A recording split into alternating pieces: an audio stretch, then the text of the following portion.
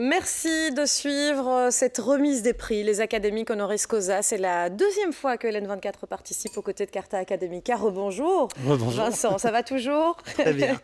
On est très heureux de participer à ce beau projet qui est d'honorer en réalité le travail des académiques parce qu'on en parle souvent trop peu, n'est-ce pas François Sulkens? Tout à fait d'accord, mais des bons académiques. Hein, ah oui, non, mais les lauréats ne sont que les bons académiques, sinon on serait sur une toute autre émission. Des académiques engagés, pas oragés, engagés. Voilà, on était en Chine il y a un instant, et puis là on va se rendre tout doucement en Israël, en Palestine, mais pas forcément pour parler de ce conflit précisément, plutôt pour évoquer les conflits irrésolus et parfois même insolubles.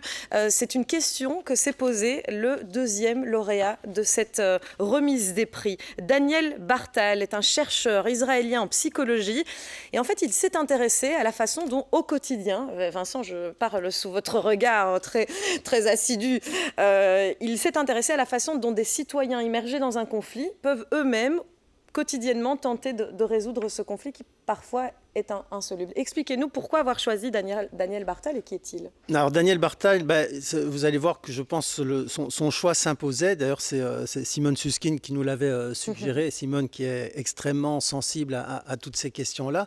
Alors il est né au Tadjikistan, puis il a passé son enfance en Pologne pour émigrer plus tard en Israël. Donc les conflits qui ont défiguré le siècle, il les connaît. Et en Israël, il a toujours travaillé pour, que ce soit à travers un institut de recherche, donc il est psychologue pour la coexistence des Juifs et des Arabes à travers l'éducation. Il a été président de la Société internationale de psychologie politique, rédacteur en chef de Palestine-Israël Journal. Et donc, il a toujours essayé de travailler sur, finalement, c'est sa formation. C'est pour ça qu'on parle des académiques engagés. Ici, en l'occurrence, c'est vraiment quelqu'un qui utilise sa spécialité pour rendre service à la société. Qu'est-ce qui fait que des conflits durent aussi longtemps et donnent l'impression, on en reparlera, donnent l'impression qu'aucune solution n'est possible. Christophe Verty le disait, les journaux ne peuvent pas parler tous les jours de ces conflits graves et qui durent très longtemps. Ici, celui auquel il s'intéresse plus particulièrement, mais pas seulement, le conflit israélo-palestinien, par exemple, dure depuis des dizaines d'années et on n'en voit pas le bout et on se dit, finalement, on n'en sortira pas. Et lui étudie aussi surtout comment les gens font pour y survivre. Pour survivre à ça. C'est vrai que quand on voit des reportages sur des zones en guerre et qu'on voit une ville qui a été bombardée et puis une heure après on voit des enfants qui jouent dans la rue, on se dit il y a des mécanismes de défense et de survie absolument phénoménaux dans la nature humaine et donc c'est un des sujets d'étude de Daniel Bartal. Et dans son travail, effectivement, on découvre les structures mentales que peuvent créer les citoyens victimes d'un conflit qui dure, des structures mentales qui doivent leur permettre d'endurer ce conflit au quotidien. Écoutez, Daniel Bartal, Paul Lonsin a eu le grand honneur de l'interviewer. The idea is to understand the foundation of these conflicts from the point of view of what is constructed by people for people, because people are eventually supporting it, are ready to be mobilized for particular conflict, to fight, to give life, to take life of the other person. So I want to understand the foundation of these stories, because those are stories that are told and they serve as a barrier eventually for solving the conflict peacefully. Daniel Bartal, deuxième lauréat de cette remise des académiques honoris causa, un lauréat qui est donc honoré pour ses travaux théoriques sur les dimensions cognitives et psychologiques impliquées dans les conflits et leur résolution. J'ai deux grandes femmes à mes côtés, j'en suis très honorée. Oh, François Sulkens, on vous a déjà présenté. À vos côtés nous a rejoint Simone Susskind. Vous êtes beaucoup de choses, toutes les deux, donc je ne sais pas si je dois faire tout le CV ou pas, mais on vous connaît aussi pour être une grande figure de la politique belge notamment, et pour vous intéresser précisément à ce conflit qu'est le conflit israélo-palestinien. Vous vous intéressez aux jeunes, comment est-ce qu'on raconte ce conflit aux jeunes bruxellois par exemple. Daniel Bartal, c'est un nom qui a été soufflé aux oreilles de Carta Academica par quelqu'un qui n'est pas loin de moi ici sur ce studio. Pourquoi cet homme mérite qu'aujourd'hui on lui remette un académique honoris causa? Parce que Daniel Bartal travaille depuis des décennies sur ces questions de la psychologie politique et de la psychologie sociale et de tenter de comprendre ce qui fait que, des deux côtés d'ailleurs, mais en particulier du côté israélien, on en est là où on en est maintenant, c'est-à-dire un jour d'élection, 5e élection en 3 ans, où le défi en fait pour la société israélienne qui est composée de 80% de juifs et de 20% de palestiniens citoyens d'Israël doivent déterminer s'ils veulent à une majorité simple, 51%, voter pour un retour de Netanyahou avec l'extrême droite raciste et religieuse, ou s'ils veulent voter pour un groupement centriste de droite et plus à gauche, qui a géré le pays pendant 1 an maintenant. Et donc, on n'en est pas du tout à parler de la paix avec les Palestiniens. On en est à parler de est-ce que Netanyahou aura 61 députés sur les 120 ou est-ce qu'il en aura 59? Mais donc, ce que vous dites là, c'est que cette paix est abandonnée de tous. Cette quête de la paix, aujourd'hui, est abandonnée? Elle semble abandonnée de tous. Je rentre d'un voyage sur le terrain avec 40 lycéens jeunes bruxellois de milieux très, très différents dans le cadre d'un programme que j'ai lancé en 2014. C'est la 7e édition pour travailler justement sur la complexité et les complexités du conflit. Et je vois l'évolution de nos jeunes avec lesquels nous travaillons maintenant depuis plusieurs mois, avant ce voyage et pendant ce voyage. Moi, je dis que la jeunesse, tant israélienne que palestinienne, et notre jeunesse qui subit l'impact de ce conflit, peut comprendre ces nuances et ces complexités. Il semble que ce n'est pas possible maintenant, mais moi je vois la jeunesse. Il n'y a pas une nouvelle génération, tant en Israël qu'en Palestine, qui a trouvé à présenter des alternatives. Et les alternatives, elles existent. Oui, mais comment fait-on pour expliquer, alors puisque vous évoquez la jeunesse, expliquer un conflit comme celui-là? Et il y a des ponts à faire avec le chapitre précédent qui concernait les Ouïghours, parce qu'à nouveau, la justice, alors elle prend parti ou pas trop, puisqu'on sent que le conflit est hyper touchy, mais en tous les cas, quand on reprend les différentes déclarations qui ont été faites, on sait notamment que plusieurs ONG, l'UNESCO notamment, qui reconnaît la Palestine comme une organisation, ça c'était en 2011, l'ONU qui en a fait un État observateur non membre de l'ONU aux alentours de 2011 aussi. En 2017, le pays, donc la Palestine, est reconnue par 136 États dans le monde, soit 70% des 193 États membres de l'ONU.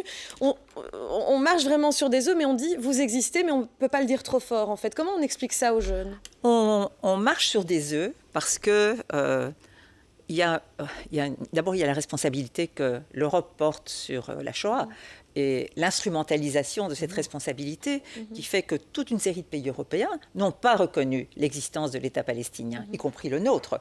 Donc, on marche sur des œufs parce que l'Union européenne en particulier, et d'un autre côté les États-Unis, qui sont les principaux soutiens de l'État d'Israël, ne savent pas comment gérer cette question. Donc ça, il faut déconstruire. Il faut déconstruire ces stéréotypes. C'est ce que nous essayons de faire avec nos jeunes. Maintenant, je dirais 2 mots sur la jeunesse israélienne et palestinienne. Moi, je vois une nouvelle jeunesse israélienne et une nouvelle jeunesse palestinienne. Ça paraît utopique, etc., qui tente de voir comment, de se constituer, de se construire. Nous étions, juste avant le Covid, au camp de réfugiés de Jenin, dont on a vu ces derniers jours à quel point l'armée israélienne est intervenue à tuer des jeunes, oui ou non responsables, etc., etc. Nous étions au Théâtre de la Liberté à Jenin, et on le voit très bien. Qu'est-ce qu'ils nous ont dit, les responsables de ce théâtre? Ils nous ont dit: nous avons raté avec la première intifada, nous avons raté avec la deuxième intifada, avec la violence. Nous allons construire une intifada de la culture. Ce sera la 3e intifada. Donc, ils ne renoncent en rien à leur aspiration à l'autodétermination, etc. Du côté israélien, on voit une série d'associations, de jeunes en particulier, qui essayent de dire: nous ne sommes pas d'accord avec les politiques de notre gouvernement, nous voulons que ce changement se mette en place, et nous comprenons que l'essentiel du problème dont personne ne parle actuellement dans les médias et en Israël, c'est l'occupation. Et il faut trouver une solution à ça. Donc moi, je pense que je vois là un avenir qui me permet d'être quand même un peu optimiste. Mais c'est hyper intéressant aussi, Françoise Tulkens, de voir que le droit international n'est pas toujours l'unique outil et que dans un conflit insoluble, comme en parle très bien Daniel Bartal, il y a aussi des armes autres que le droit, par exemple l'humain, la relation humaine, la culture. On en parlera aussi avec un autre lauréat, vous le verrez. Que dire alors, Françoise Tulkens? Je suis entièrement d'accord. C'est une illusion de croire que le droit fut-il international, que le droit est la solution à tout. Le droit intervient, je dirais, lorsque tout est déjà largement compromis. C'est une voie finale, c'est une voie qui... Mais il n'y a pas que le droit, et c'est ça que je trouve vraiment intéressant ici, d'avoir trouvé quelqu'un qui fait la psychologie de ce conflit. Et ça, mine de rien, on n'en parle pas beaucoup. On n'en parle pas beaucoup, et dans les universités, moi, je ne vois pas énormément d'académiques, d'hommes ou de femmes qui se spécialisent dans cette question-là. Or, cette dimension, moi, je trouve absolument capitale. C'est pour ça que quand j'ai entendu parler de ce Daniel Bartal, je me dis, mais c'est passionnant, on travaille sur les questions, les résolutions des conflits à travers la psychologie humaine. Ça me paraît essentiel. Je crois que c'est dans la déclaration fondatrice de l'UNESCO, il y a un parlementaire qui dit, au fond, les guerres naissent dans l'esprit des hommes. Eh bien, c'est ça, les guerres naissent dans l'esprit des hommes. Donc, de s'intéresser maintenant à la psychologie, je trouve ça vraiment important. Et puis, seconde chose, Simone, je l'ai vu parce que j'ai vu une session que tu as fait avec tes jeunes il y a quelques années. Écoute, j'étais sur place tout à fait par hasard, puis quelqu'un m'a dit, Simone Susskind est là, alors je dois la voir, évidemment. Et j'ai assisté à cette séance. Alors, je l'ai vu des visu à travers les questions qu'il posait, et il y avait là quelqu'un, un représentant palestinien de cette fameuse association qui est pour le silence. Breaking the voilà, Silence. Breaking the Silence. Des vétérans israéliens, Voilà. de l'armée israélienne. Écoute, quand tu entends Breaking the Silence devant ces jeunes Belges qui étaient là, il y a quelque chose qui se passe là, tu dois continuer. Tu as fait 7 années, fais-en encore 20. Non, mais c'est vrai, parce que je trouve que c'est là que ça va changer. Mais il y a aussi une question que posent les conflits insolubles, et j'aimerais l'avis aussi de Vincent Engel à ce propos, c'est la résilience, parce qu'on le voit maintenant avec l'Ukraine, quelque part un conflit qui persiste dans le temps, c'est aussi un conflit durant lequel on se dit, regardez, finalement, les gens s'en sortent, parce que l'être humain est résilient, et parce qu'on y arrive, entre guillemets, quoi qu'il en coûte, quoi qu'il arrive. Vincent Engel, résister seul, ne compter que sur sa psychologie, ne compter que sur sa condition humaine pour affronter un conflit, est-ce que véritablement c'est la solution?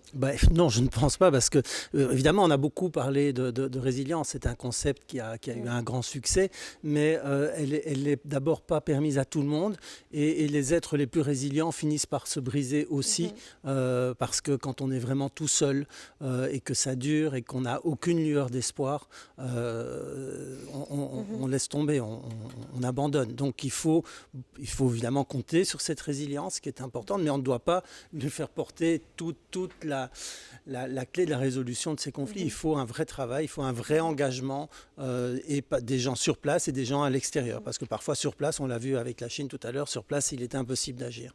Oui, et quand la communauté internationale réagit, on voit que parfois les pays continuent aussi d'agir eux-mêmes en toute impunité, donc ça pose question. La résilience a des limites, Simone Simone Susskind. Quelque chose sur la résilience.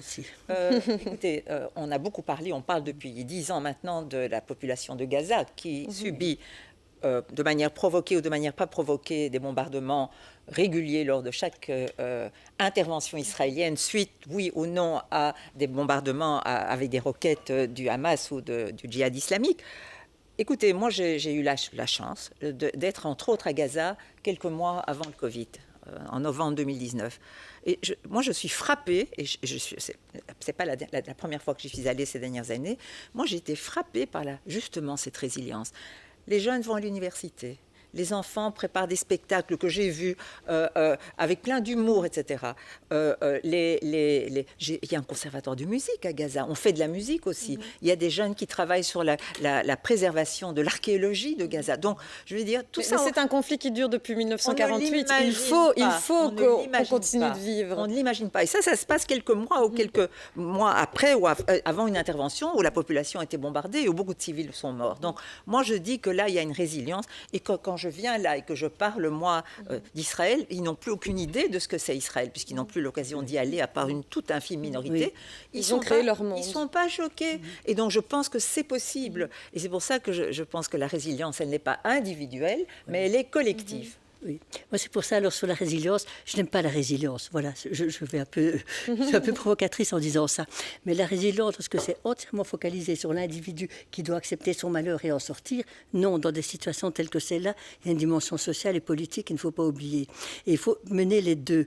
Il n'y a pas une clé unique de résolution à ce genre de choses. Non, mais il ne faut pas que l'un déresponsabilise l'autre. Non, mais il faut dire, on compte sur la résilience et donc finalement, oui, on peut laisser un peu le conflit mais ça, c'est un raisonnement inacceptable. je trouve. Ça, c'est un raisonnement inacceptable. Parce que vous en êtes sorti, ben alors on va laisser la pauvreté, parce que c'est la même chose. Hein. C'est du même ordre. Non. C'est pour ça que le concept de résilience, pour moi, est ambigu et que je n'aime pas trop l'employer.